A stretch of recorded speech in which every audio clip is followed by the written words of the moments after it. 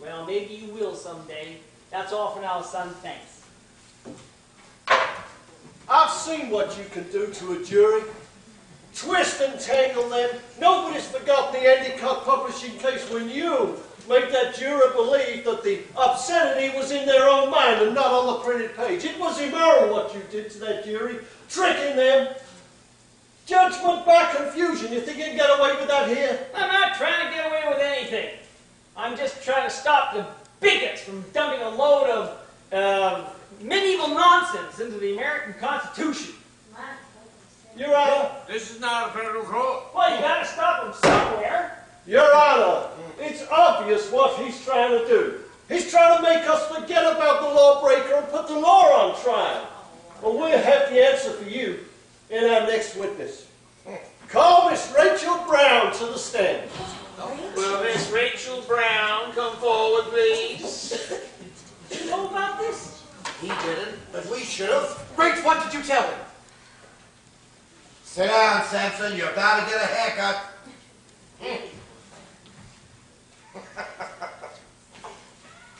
Rachel, you solemnly swear that the testimony you're about to give is the truth, the whole truth, and nothing but the truth, so help you God? I do. Oh. Now, my dear, I just want you to repeat some of the things you told me last night. Please, Mr. Brady. Well, Rachel, you wanted the people here to understand, didn't you, my dear? Yes? Well, then just answer my questions. Now, you are an old friend of the defendant, Bertram Cates. We're engaged to be married. Mr. Cates, a member of the spiritual community to which you belong. Objection. What's all this chatter about spiritual community? The prosecution wants to know if they went to the same church. Why doesn't he ask that? Objection overruled. I will answer the question, Well, I did answer it, didn't I? What was the question? Do you and Mr. Cates attend the same church? Yes, we did. Do you now? No. Did Mr. Cates leave the church? No, not really. Not the spirit of it. But the body of it, right? Mr. Cates left the church that you and he once attended together. Yes. Why? It was because of what happened to the little Stebbins boy. Will you tell us about that, please? It was 2 summers ago. The boy was 11 years old. He was one of Bert's students. He lived right next door, and Tommy Stebbins used to come over to the boarding house and look through Bert's microscope. Bert said the boy had a quick mind. Might even be a scientist when he grew up. Yes? Well, he went to the river with the other boys and went swimming. He got a cramp and he drowned. Oh, Bert felt awful about it. Go on. Well, at the funeral, Pa preached that Tommy didn't die in a state of grace because his father wouldn't allow him to be baptized. Tell him what your father really said. That Tommy's soul was damned writhing in hellfire. Can't you, sinner? Religion's supposed to comfort people, isn't it? Not frighten them to We'll have order, please. Now sit down, Bert. Don't you see? Bert thought it wasn't fair that a little child couldn't go to heaven. It wasn't God he abandoned, only the church. So it is true, then, that because of what happened to the Stebbins boy, Bertram Cates left the church. You have said nothing wrong, Rachel. We are merely beginning to gain an insight in some of the experiences that will sometimes lead a young man astray. Objection! Whether my client went astray is a matter of interpretation. Strike that from the record. Objection sustained. The jury is directed to disregard the remarks of counsel. Very well. Now, my dear, will you please tell the jury some more of Mr. Cates' opinions on the subject of religion? Objection! Sorry. Will you please call some more of Mr. Cates' opinions on the subject of religion? Objection! Line. Hearsay testimony. Is that the hearsay one? Okay, I'm one behind. No. Objection! Hearsay testimony is not admissible. The court sees no objection to this line of questioning.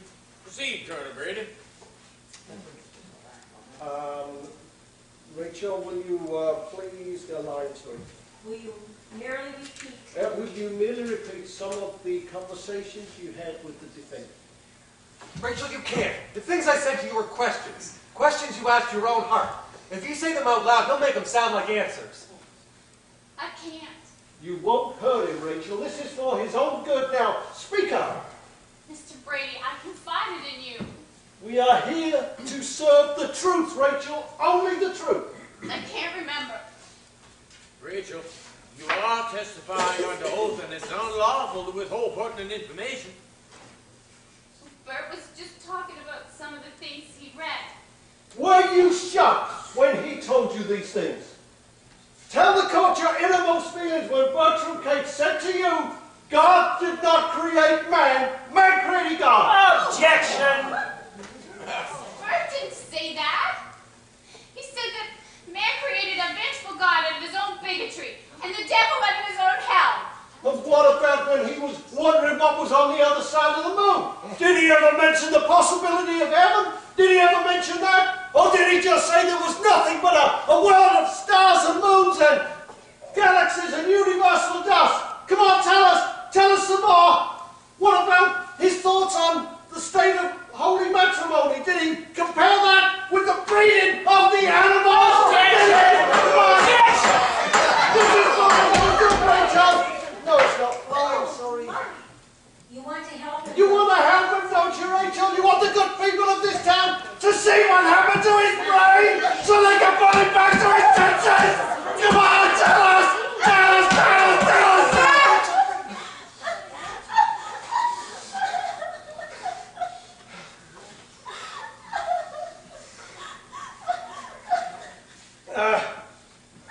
Under the circumstances, I think the witness should be excused. Colonel, do you have any objection to excusing the witness from cross-examination, subject to later recall? Your Honor, the defense has to have an opportunity to challenge the words that the prosecutor put into the witness's mouth. Don't play, let her go. Could we have a moment, Your Honor? You want every word that he just put into her mouth to go straight into the record? It's not that important. Not that. He just pulled your ball like a plucked chicken. Please do as I say. You've got to. I've got to what? Send you to jail? Let her go. You all-American idiot. He just handed your head to him on a silver platter. You can't let her get away with that. Derek, you stay out of this. It's none of your business. Don't tie my hands, son. Let her go, or I'll change my plea to guilty. No question. For the time being, the witness will be excused. I'll take you home. Does the prosecution have any further witnesses? Not at the present time, Your Honor. The prosecution rests. Okay, we will proceed with the case for the defense. Colonel Drummond. Your Honor, the defense wishes to call Dr. James P. Keller to the stand.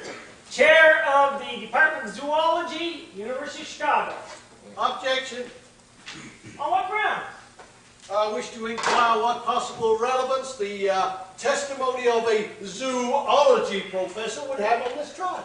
Oh, well, it has every relevance. My client is on trial for teaching evolution. Any testimony relating to his alleged infringement of the law has to be admitted. Irrelevant, immaterial, inadmissible. Why? If Bertram Kate was accused of murder, would it be irrelevant to have expert witnesses examine the weapon? Would you rule out any testimony that the so-called murder weapon is incapable of firing a bullet? I fail to grasp the learned account's meaning. Your Honor. The defense wishes to place Dr. Keller on the stand to explain to the gentlemen of the jury exactly what evolutionary theory is. How can they pass judgment if they don't know what it's about?